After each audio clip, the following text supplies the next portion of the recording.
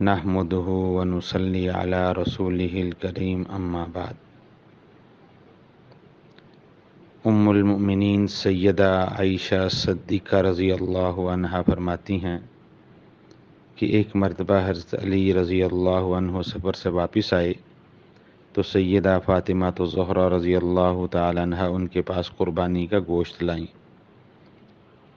حضرت علی نے فرمایا، کیا رسول اللہ صلی اللہ علیہ وسلم نے اس قربانی کے گوشت کو 3 دن سے زیادہ رکھنے سے منع نہیں فرمایا؟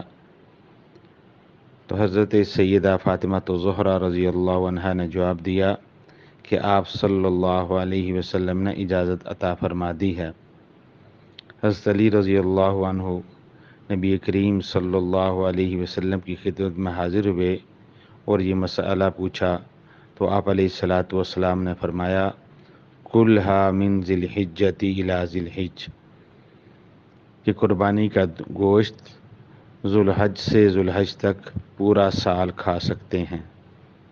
وضاحت: عموماً یہ کہا جاتا ہے کہ قربانی کا گوشت محرم الحرام سے پہلے ختم کرنا ضروری ہے۔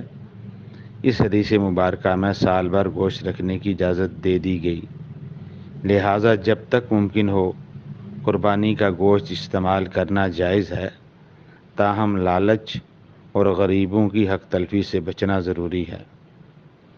نیز ایام تشریق کو ایام تشریق اس لیے کہا جاتا ہے کہ ان 3 دنوں میں عرب قربانی کا گوشت دھوپ میں خشک کر کے ذخیرہ کر لیا کرتے تھے۔